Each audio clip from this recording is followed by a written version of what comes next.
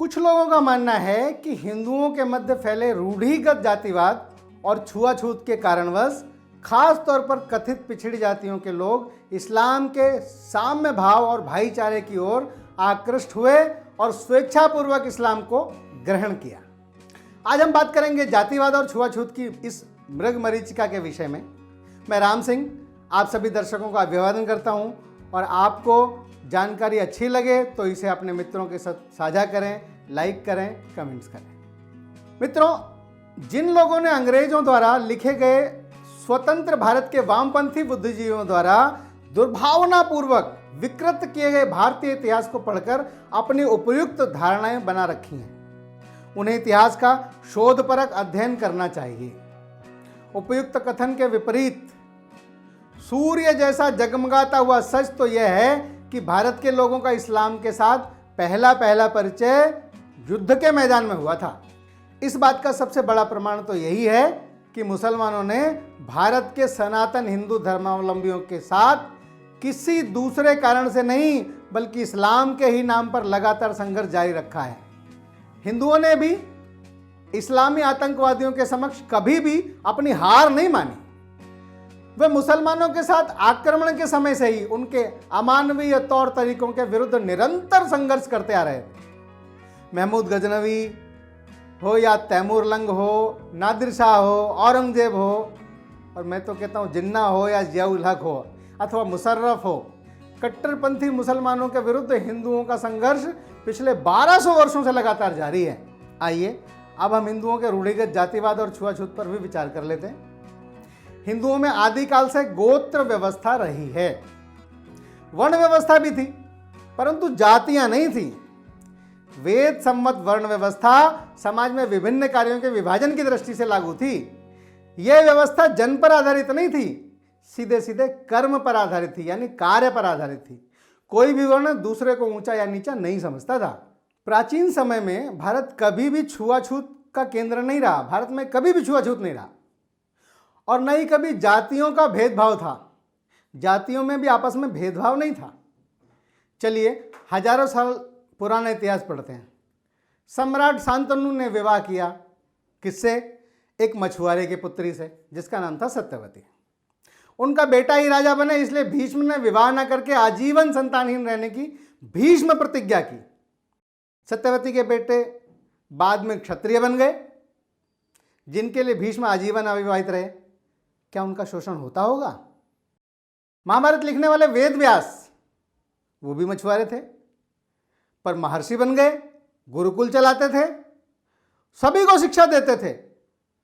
विदुर, जिन्हें महापंडित कहा जाता है, वो एक दासी के पुत्र थे, हस्तिनापुर के महामंत्री बने। उनकी लिखी हुई विदुर नीति राजनीति का एक महाग्रंथ बना। भीम, पांचों भाइयों में 5 पांडवों में एक भीम महाबलशाली, जिसने वनवासी हिडिंबा से विवाह किया। महाभारत के वन पर्व में तो एक घटना आती है जब आचार्य द्रोण और अर्जुन वन भ्रमण कर रहे थे। उसी दौरान अर्जुन का कुत्ता वहां आया, उसका मुंह पूरी तरह से बाणों से भरा हुआ था, लेकिन मुख से एक बूंद भी रक्त नहीं निकली थी। यह धनुर्विद्या का अनूठा संगम था। इसे देखकर दोनों आश्चर्यचकित थे। जब उन्होंने उस धनुर्धर से परिचय पूछा तो उसने परिचय देते हुए कहा, मैं मगध नरेश जरासंध के प्रधान सेनापति हिरण्यधनु का पुत्र एकलव्य हूं। सोचिए, प्रधान सेनापति यानी प्रथम व्यक्ति राजा और दूसरा प्रधान सेनापति। शक्ति के मामले में वहां क्या उसके साथ भेदभाव हुआ? क्या हम उसे दलित मान सकते हैं? और अगर दलित मानते हैं तो उतनी बड़ी पदवी पर वो पहुंच सकता था क्या? लेकिन आज हमको ये सुनने को मिलता है कि उसका दलित होने के नाते अंगूठा काटा गया। आगे चलें तो भगवान श्री कृष्ण दूध का व्यवसाय करने वालों के परिवार से थे। उनके भाई बलराम खेती करते थे, हमेशा हल साथ में रखते थे। यादव क्षत्रिय रहे, कई प्रांतों पर शासन किया और श्री कृष्ण सबके पूजनीय हैं। गीता जैसा ग्रंथ विश्व को दिया उन्होंने। राम के साथ वनवासी निषाद राज गुरुकुल में पढ़ते थे। उनके पुत्र लव और कुश महर्षि वाल्मीकि के गुरुकुल में पढ़े जो वनवासी थे। तो ये हो गई वैदिक काल की बात। स्पष्ट है कि कोई किसी का शोषण नहीं करता था, सबको शिक्षा का अधिकार था, कोई भी किसी पद तक पहुंच सकता था अपनी योग्यता के अनुसार। वर्ण सिर्फ काम करने पर बने थे, वो बदले जा सकते थे, जिसको आज इकोनॉमिक्स में डिवीजन ऑफ लेबर कहते हैं। ये वही था। प्राचीन भारत की बात करें तो भारत के सबसे बड़े जनपद मगध पर जिस नंदवंश का राज रहा वो जाति से नाई थे। नंदवंश की शुरुआत महापद्मानंद जो कि जिन्होंने शुरुआत की वो जाति से नाई थे। बाद में वो राजा बन गए, फिर उनके बेटे भी राजा बने, बाद में सभी क्षत्रिय कहलाए। उसके बाद मौर्य वंश का पूरे देश पर राज रहा, जिसकी शुरुआत चंद्रगुप्त से हुई थी, जो कि एक मोर पालने वाले परिवार से थे और एक ब्राह्मण चाणक्य ने उन्हें पूरे देश का सम्राट बनाया। 506 साल देश पर मौर्यों का राज रहा। फिर गुप्त वंश का राज हुआ, जो कि घोड़े का अस्तबल चलाते थे और घोड़ों का व्यापार करते थे। 140 साल देश पर गुप्तों का राज रहा। केवल पुष्यमित्र शंगु उसके 36 साल के राज को छोड़कर 92% समय प्राचीन काल में देश में उन्हीं का राज रहा जिन्हें आज दलित या पिछड़ा कहते हैं। तो शोषण कहां हो गया? यहां भी कोई शोषण वाली बात है क्या? यहां कोई शोषण नहीं हुआ, लेकिन आज हमको यह सुनने को मिलता है।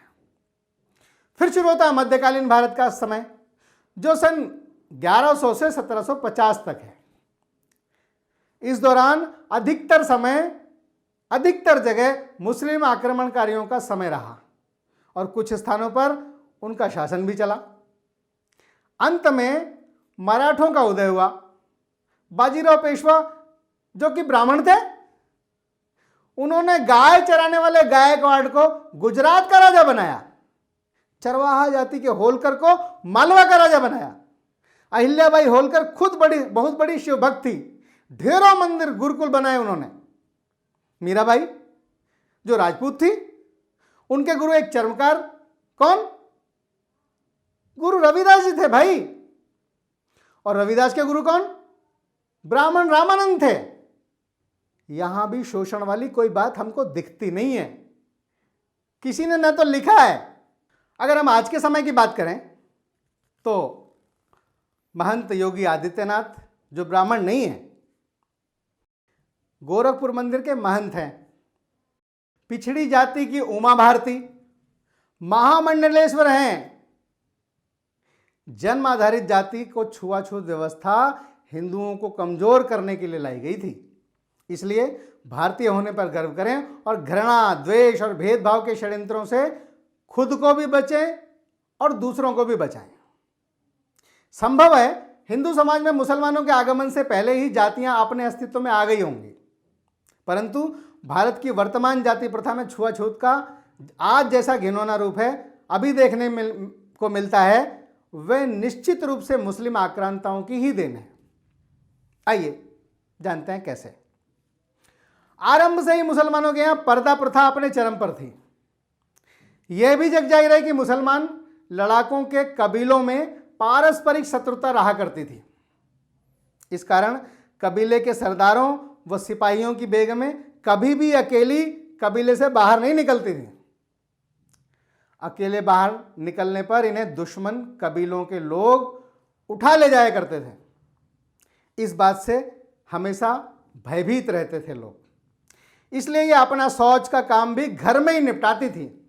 उस काल में कबीलों में शौच के लिए जो व्यवस्था बनी हुई थी, उसके अनुसार घर के भीतर ही शौच करने के बाद उस विष्ठा को हाथ से उठाकर घर से दूर कहीं बाहर फेंक कर आते थे।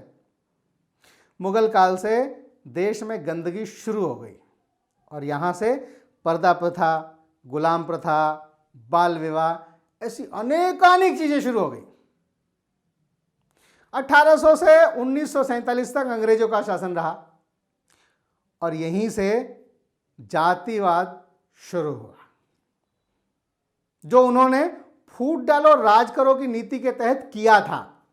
अंग्रेज अधिकारी निकोलस डार्क की किताब कास्ट ऑफ माइंड अगर आप पढ़ेंगे तो उसमें आपको मिलेगा कि कैसे अंग्रेजों ने जातिवाद, छुआछूत को बढ़ाया और कैसे स्वार्थी भारतीय नेताओं ने अपने स्वार्थ में इसका राजनीतिकरण किया। इन हजारों सालों के इतिहास में देश में कई विदेशी आए जिन्होंने भारत की सामाजिक स्थिति पर किताबें लिखी हैं। मैगस्थनीज ने इंडिका लिखी है, अन्य यात्री आए जैसे फाहियान आया, वेनसांग आया और अरबी लेखक अलबरूनी रहा, इन्होंने भी लिखा। लेकिन किसी ने भी ये नहीं लिखा कि यहां किसी का शोषण होता था। इस विषय का न तो किसी पंथ विशेष को अपमानित करने का उद्देश्य है और न ही दो विचारधाराओं में तनाव खड़ा करने का उद्देश्य है। केवल ऐतिहासिक भ्रांतियों को उजागर करने के लिए प्रमाण सहित घटनाओं की क्रमबद्धता प्रस्तुत की गई है। वीडियो में दी गई जानकारी अच्छी लगे तो हमारा प्रोत्साहन बढ़ाएं, वीडियो को शेयर करें, लाइक करें, कमेंट बॉक्स में आप अपने विचार भी जरूर रखें। वीडियो के अंत तक बने रहने के लिए आपका बहुत बहुत धन्यवाद। नमस्कार।